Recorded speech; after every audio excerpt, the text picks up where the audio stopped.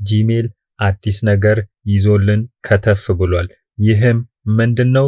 በ12 ወር አንዴ መለወጥ የሚቻለን ወይም ደግሞ ኢሜሉ እስካለበት እድሜ ድረስ 3ቴ ብቻ መቀየር የሚቻለን ነገር አምጥቶልናል።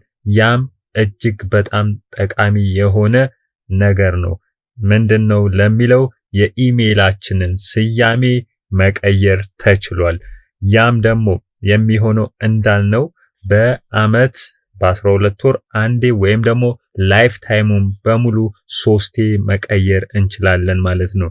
እንዴት መቀየር እንችላለን የሚለውን እናያለን። ከዛ በፊት ግን ይህ አሁን ባለበት ሁኔታ ለተወሰኑ ኤሪያዎች ብቻ ተፈቅዷል።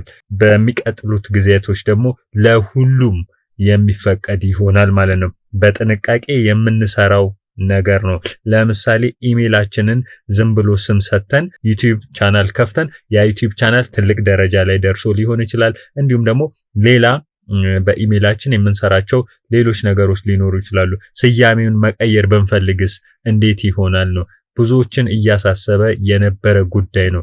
ኢሜሌን ስያሜ እንዴት ነው መቀየር የምችለው ወይም ደግሞ gmail.com እንዴት መቀየር እችላለሁ የሚለው ብዙዎችን ያሳስብ ነበር።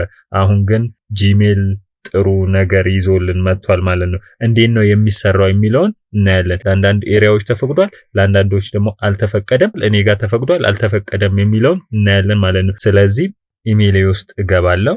ይሄው እዚህ ጋር እንደምታዩት ማኔጀር ጉግል አካውንት ይለኛል። ይሄው እዚህ ጋር ከዛም በኋላ እዚህ ጋር ሁለት አማራጮች አሉኝ ወደዛ መገባበት። ይሄው እዚህ ጋር ኢሜል አለ፣ እዚህ ጋር ደግሞ ፐርሰናል ኢንፎ አለ ማለት ነው።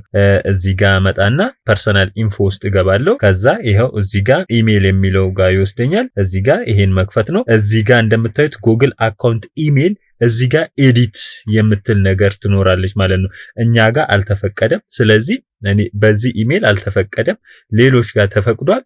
እንግዲህ ኤዲት ማድረግ ይችላሉ ማለት ነው። ይሄንን እዚህ ጋር መማር ለህይወት የሚለውን ማልፈልገው ከሆነ ሌላ ስያሜ ሰጥቼ @gmail.com ማለት እችላለሁ ማለት ነው። ዩቲዩብ ሊሆን ይችላል፣ ሌላ ነገር ከፍተንበት ያ ነገር ትልቅ ደረጃ ላይ ከደረስን ኢሜሉን መቀየር የምንፈልግ ከሆነ ስያሜውን እንዴት ነው የምንቀይረው ብለን ያሳስበን ነበረ። አሁን ግን የሚቻልበት ሁኔታ መጥቷል ማለት ነው። ስለዚህ አደራችሁን በ12 ወር አንዴ ነው መቀየር የምችሉት። በላይፍ ታይም 3ቴ ነው። በጣም አስበን የምንፈልገውን ኢሜል ስያሜ መስጠት ይኖርብናል ማለት ነው። ሌላኛው ቅድም ያነው ደግሞ ቀጥታ እዚሁ ላይ ነው የሚመራኝ። ኢሜል ውስጥ ገባለሁ። ከዛም በኋላ ይሄው ቀጥታ እዚህ ውስጥ ይከተኛል ማለት ነው። እንደምታዩት ይሄንን የጉግል አካውንት ኢሜልን በቀጥታ እዚህ ጋር መቀየር እችላለሁ ማለት ነው። እዚህ ጋር ቢኖር እቺ ኤዲት የምትለዋ ስትመጣ ይሄን ስያሜ መቀየር እዚህ ጋር እችላለሁ ማለት ነው። እቺን መረጃ ላድርሳችሁ ብዬ ነው፣ ተዘጋጅተን እንድንጠብቅ በሚል ነው።